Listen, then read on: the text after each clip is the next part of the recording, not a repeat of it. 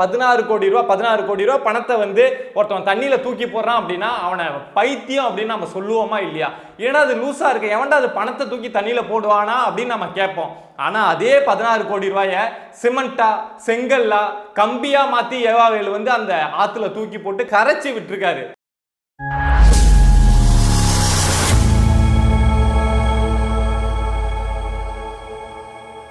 அனைவருக்கும் வணக்கம். நல்ல சமூகம் உருவாகணும், அதுக்காக நான் உங்கள் பிரபாகரன் பேசுகிறேன். நம்ம சேனல் 50K சப்ஸ்கிரைபர்ஸை ரீச் பண்ண போகுது.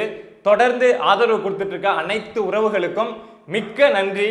அதே மாதிரி சப்ஸ்கிரைப் பண்ணாமல் பார்த்துட்டு இருக்க உறவுகள் அந்த பட்டனை அழுத்தி நம்ம சேனலுக்கு சப்போர்ட் பண்ணுங்க. இன்னைக்கு என்ன கண்டென்ட் பார்க்க போறோம் அப்படின்னா, நம்மளுடைய நெடுஞ்சாலைத்துறை அமைச்சர் ஏவாவேலு இருக்காங்க இல்லையா, அவங்க வீட்டிலேருந்து ஒரு 10 கோடி ரூபா பணமோ இல்லை 10 கோடி ரூபா மதிப்பிலான நகையோ காணாம போகுது அப்படின்னு வச்சுக்கோங்க. அந்த 10 கோடிக்குமே ப்ராப்பராக வந்து டேக்ஸ் பே பண்ணியிருக்காரு அப்படின்னா எந்த அளவுக்கு வேகமாக நடவடிக்கை எடுக்கப்படும் அப்படிங்கிறத நீங்களே யோசிங்க. அது காணா போகுது அப்படின்னா அதிகபட்சம் அடுத்த ஒரு 24 மணி நேரத்துக்குள்ள அதை யார் எடுத்துட்டு போனாங்க, யார் கொள்ளையடிச்சுட்டு போனாங்க, அந்த நபர் யாரு அப்படிங்கிற வரைக்கும் கண்டுபிடிக்கப்பட்டு அந்த நபர் மேலே எஃப்ஐஆரே போட்டுருவாங்க. சொல்ல போனால் பாத்ரூமில் வழுக்கி விழ வச்சு கை கால் உடப்பட்டு கட்டுலாம் கூட போட்டுருவாங்க. அடுத்த 24 மணி நேரத்தில் ஒரு அமைச்சர் வீட்டிலேருந்து ஒரு 10 கோடி ரூபா ஒரு டேக்ஸ் பே பண்ண அந்த மணி காணா போகுது அப்படின்னா அடுத்த 24 மணி நேரத்துக்குள்ள அது என்னென்ன பண்ண முடியுமோ எல்லாத்தையும் பண்ணிடுவாங்க. ஆனால் இதுவே மக்கள் பணம், ஒரு 16 கோடி ரூபா மக்கள் பணம் ஆற்றுல தண்ணியோட தண்ணியா அடிச்சுட்டு போகுது அப்படின்னா அது 6 மாசம் ஆனாலும் அது எப்படி அடிச்சுட்டு போச்சு, ஏன் அடிச்சுட்டு போச்சு அப்படிங்கிற விஷயத்தை இவங்க கண்டுக்கவே மாட்டாங்க. இந்த விஷயத்துல என்னத்துக்கு வந்து ஏவாவேலுவை கனெக்ட் பண்ணி சொல்ற அப்படிங்கிற ஒரு கேள்வி வரலாம். என்ன சம்பவம் நடந்தது அப்படிங்கிறது நீங்க ஆல்ரெடி கேள்விப்பட்டிருக்கலாம். பட் முழுசா இதுல என்ன, இது வரைக்கும் அந்த சம்பவம் நடந்து இப்ப 6 மாசம் ஆச்சு, இது வரைக்கும் இந்த திமுக அரசு இந்த விஷயத்துல எந்த அளவுக்கு போலி நாடகங்கள் போட்டுட்டு இருக்கு அப்படிங்கிற விஷயத்தை எக்ஸ்போஸ் பண்ணும் அப்படின்னு நினைச்சேன். என்ன அப்படின்னா 2023 பிப்ரவரி 6ஆம் தேதி ஏஎஸ்ஆர் கன்ஸ்ட்ரக்ஷன் அப்படிங்கிற ஒரு நிறுவனத்துக்கு ஒரு பாலம் கட்டுறதுக்கான டெண்டர் அப்படிங்கிறது கொடுக்கப்படுதுங்க. 16 கோடி ரூபா மதிப்பிலான பாலத்தை கட்டுறதுக்கு அந்த ஏஎஸ்ஆர் கன்ஸ்ட்ரக்ஷன் அப்படிங்கிற நிறுவனத்துக்கு டெண்டர் கொடுக்குறாங்க. எங்க அப்படின்னா திருவண்ணாமலை மாவட்டத்தில் அகரம் பள்ளிப்பட்டு டு தொண்டமானூர் இந்த 2 கிராமத்தையும் இணைக்கக்கூடிய பாலம். ஏன்னா இடையில அந்த 2 கிராமத்துக்கும் இடையில வந்து தென்பெண்ணை ஆறு ஓடுது. ஸோ அந்த மக்களுடைய நீண்ட நாள் கோரிக்கை என்ன அப்படின்னா, நாங்க இந்த பாலம் இந்த இடத்த இல்லாததுனால பல கிலோமீட்டர் சுத்தி வர வேண்டியதா இருக்கு, அந்த இடத்த ஒரு பாலம் வந்தது அப்படின்னா எங்களுக்கு போக்குவரத்துக்கு ஈஸியா இருக்கும் அப்படின்னு சொல்லிட்டு அந்த மக்கள் நீண்ட நாள் கோரிக்கை அப்படிங்கிறத வச்சுட்டு இருந்தாங்க.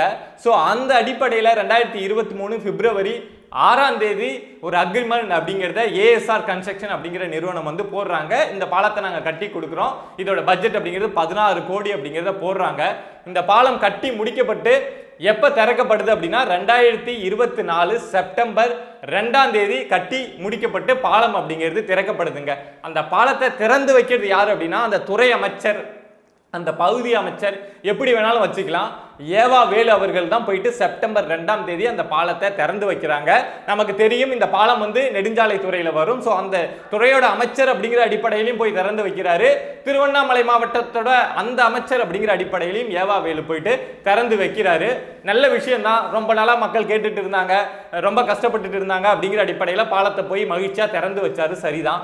பட் என்ன நடக்குது அப்படின்னா டிசம்பர் 3ஆம் தேதி அந்த பாலம் கட்டியிருந்தாங்கல்ல, அந்த இடத்த டிசம்பர் 3ஆம் தேதி போய் பார்த்தீங்க அப்படின்னா எங்கப்பா பாலம் அப்படின்னு ஏவாவேலுவே கேட்பாரு.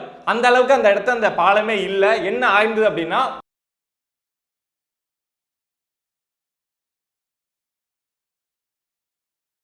திருவண்ணாமலை மாவட்டத்தில் வந்து அதிக அளவுக்கு மழை பெஞ்சது நமக்கு தெரியும். ஸோ அந்த மழையில அந்த பாலம் வந்து டிசம்பர் 2ஆம் தேதி அந்த 3ஆம் தேதி அந்த இரவு இருக்குல்ல, அந்த இரவுல அந்த 16 கோடி ரூபா செலவு பண்ணி கட்டப்பட்ட பாலம் அப்படிங்கிறது முழுசா அடிச்சுட்டு போயிடுச்சுங்க. அதாவது அந்த பாலம் கட்டி முழுசா திறப்பு விழா முடிஞ்சு முழுசா 3 மாசம் கூட ஆகல, அதுக்குள்ள அந்த பாலம் அப்படிங்கிறது அடிச்சுட்டு போயிடுது. 16 கோடி ரூபா செலவு பண்ணி கட்டப்பட்ட அந்த பாலம். அதுக்கு ஏவாவேலு என்ன விளக்கம் கொடுத்தாங்க அப்படின்னா, நாங்கள் எதிர்பார்த்ததை விட எப்பொழுதும் வழக்கத்துக்கு மாறா ரொம்ப அதிகமான மழை பெஞ்சிடுச்சு, ஸோ அதனால இந்த பாலம் வந்து அடிச்சுட்டு போயிடுச்சு அப்படின்னு சொல்லிட்டு துறை அமைச்சர் அப்படிங்கிற அடிப்படையில் ஏவாவேலு வந்து ஒரு விளக்கம் அப்படிங்கிறத கொடுக்குறாங்க. இதுல திமுக அரசு அதுக்கப்புறம் என்னென்ன விஷயங்கள் பண்ணிருக்கு அப்படிங்கிறத சொல்றேன், அடுத்தடுத்து சொல்றேன். பட் இதுல நமக்கு இருக்கக்கூடிய கேள்வி, இந்த இடத்த இருக்கக்கூடிய கேள்வி என்ன அப்படின்னா, ஒரு பாலம் இவங்க கட்டினாங்கல்ல 16 கோடி ரூபா. ஸோ அதுக்கு முன்னாடி அதே தென்பெண்ணை ஆற்றில் அதுக்கு மேல் பகுதியிலையும் பாலம் அப்படிங்கிறது கட்டப்பட்டிருக்கு. அந்த மழையில அந்த பாலம் அடிச்சுட்டு போல. அதே தென்பெண்ணை ஆற்றில் இந்த பாலத்துக்கு கீழ்ப்பகுதியிலையும் பாலம் அப்படிங்கிறது முன்னாடியே கட்டப்பட்டிருக்கு. அந்த பாலமும் அடிச்சுட்டு போல. ஆனால் இந்த பாலம் மட்டும் அடிச்சுட்டு போகுது. அதுக்கு அதிகப்படியான நீர் வந்தது காரணம் அப்படின்னு சொல்லிட்டு ஏவாவேலு சொல்றாங்க. அதே மாதிரி ஒரு பாலம் கட்டப்படுது அப்படின்னா அதுக்கோட அந்த லைஃப் டைம்னு சொல்லுவோம்ல, ஸோ அது வந்து 100 வருஷம் அதுக்கெல்லாம் கணக்கு பண்ணி தான் ஒரு பாலம் கட்டுறதுக்கு வந்து பட்ஜெட் அப்படிங்கிறத ஒதுக்குவாங்க. ஒரு பாலம் அரசாங்கத்தால் கட்டப்படுது அப்படின்னா அது 100 வருஷம் இருக்கும். நீங்க கேள்விப்பட்டிருப்பீங்க 100 வருஷம் பழமையான பாலம்பா அது அப்படின்னு சொல்லுவாங்க. அதுக்கப்புறம் 100 வருஷம் ஒரு பாலம் கட்டி ஆயிடுச்சு அப்படின்னா அதுக்கப்புறம் அந்த பாலத்தை வந்து ப்ராப்பரா யூஸ் பண்ண மாட்டாங்க. பெரிய லோடு வண்டியெல்லாம் அதால அனுப்ப மாட்டாங்க. புது பாலம் அப்படிங்கிறத கட்டுறத கவர்மெண்டே தொடங்கிடுவாங்க. அதுக்கு என்ன காரணம் அப்படின்னா ஒரு பாலம் கட்டுறாங்க அப்படின்னா அதோட லைஃப் டைம்ங்கிறது 100 வருஷம். அதுக்கான பட்ஜெட் தான் ஒதுக்குவாங்க, அதுக்கான மெட்டீரியல் தான் யூஸ் பண்ணுவாங்க. ஸோ அப்படிதான் இந்த பாலமும் கட்டப்பட்டது. 100 வருஷம் இந்த பாலம் இருக்கும் அப்படின்னு தான் கட்டப்பட்டது. பட் அது தண்ணியில் அடிச்சுட்டு ஓடுனதுக்கு ஏவாவேல் வந்து ஒரு சப்ப காரணம் அப்படிங்கிறத சொன்னாங்க. 16 கோடி ரூபா பணத்தை வந்து ஒருத்தவன் தண்ணியில தூக்கி போடுறான் அப்படின்னா அவனை பைத்தியம் அப்படின்னு நம்ம சொல்லுவோமா இல்லையா? ஏன்னா அது லூசா இருக்கு, எவன்டா அது பணத்தை தூக்கி தண்ணியில போடுவானா அப்படின்னு நம்ம கேட்போம். ஆனா அதே 16 கோடி ரூபாய சிமெண்டா செங்கல்லா கம்பியா மாத்தி ஏவாவேல் வந்து அந்த ஆத்துல தூக்கி போட்டு கரைச்சி விட்டுருக்காரு. அந்த நேரத்துல சரி வேற வழி இல்லை சரி அப்படின்னு அந்த விஷயத்த கடந்து போயிட்டோம். ஆனா என்ன அப்படின்னா இத மாதிரி ஒரு விஷயம் நடந்திருக்கு அப்படின்னா அரசு தரப்புல இருந்து நடவடிக்கை அப்படிங்கிறது வேணும்ல. அந்த பாலத்தை என்ன காரணத்துக்காக அந்த பாலம் வந்து கட்டின 2 மாசத்துல இடிஞ்சு விழுந்தது, இந்த சின்ன மழைக்கே இந்த சின்ன வெள்ளத்துக்கே அந்த பாலம் வந்து எப்படி உடைஞ்சது, எப்படி அடிச்சுட்டு செல்லப்பட்டது அப்படிங்கிற விஷயத்தெல்லாம் ஒரு அரசு வந்து ஒரு இன்வெஸ்டிகேஷன் அப்படிங்கிறது பண்ணும்ல. இந்த பாலம் உடைஞ்சதுக்கு யாரு காரணம்? அதை கட்டின அந்த ஏஎஸ்ஆர் கன்ஸ்ட்ரக்ஷன் அப்படிங்கிற நிறுவனமா, இல்ல அதை டெண்டர் கொடுத்த இந்த இதுக்கு தொடர்பான இந்த துறை அமைச்சர் ஏவாவேலுவா, இல்ல அந்த பாலத்தை கட்டின இன்ஜினியரா, இல்ல யார் இதுக்கு காரணம் அப்படிங்கிற விஷயத்த இன்வெஸ்டிகேஷன் நடத்தணுமா வேணாமா அப்படிங்கிற விஷயத்த நீங்களே சொல்லுங்க. அதே மாதிரி இதுல இந்த வழக்குல வந்து எஃப்ஐஆர் அப்படிங்கிறது பதியப்படணுமா வேணாமா அப்படிங்கிறத நீங்களே சொல்லுங்க.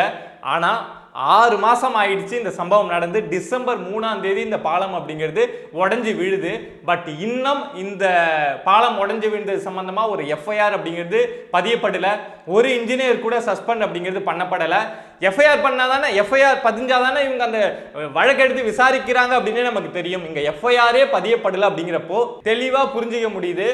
என்ன அப்படின்னா ஏன்பா இப்படி கட்டின உடனே இடிஞ்சு விழுற மாதிரி, ஒரு 4-5 வருஷம் கழிச்சு இடிஞ்சு விழுற மாதிரி நீ கட்டிருந்தீங்கன்னா வேற ஏதாவது கதை சொல்லியிருக்கலாம். சரி இப்போ ஏதோ கட்டிட்ட, ஏதோ கமிஷன் போட்ட, நாங்கள் எதுவும் கேஸ் போட மாட்டோம் அப்படின்னு சொல்லிட்டு இது சம்பந்தமா ஒரு விசாரணை கூட நடத்த மாட்டோம் அப்படின்னு சொல்லிட்டு இந்த அரசு இருக்குல்ல, அந்த விஷயத்தை பார்க்குறப்போ அவ்வளவு ஒரு கோபம் ஆதங்கம்னு சொல்லுவாங்கல்ல, ஸோ அதை மாதிரி இருக்குங்க. ஏன்னா அந்த 16 கோடி ரூபா அப்படிங்கிறது நம்மளுடைய வரிப்பணம். சரி ஏதோ தவறுதெல்லாம் நடந்துடுச்சு, யாரோ ஒரு நபர் தப்பு பண்ணிட்டாரு, ஏமாத்திட்டாரு, அரசையே ஏமாத்தி அந்த பாலத்தை வந்து ரொம்ப மோசமா கட்டிட்டாரு, அதனாலதான் அந்த பாலம் இடிஞ்சு விழுந்தது அப்படின்னா அரசு நடவடிக்கை எடுக்கணும்ல.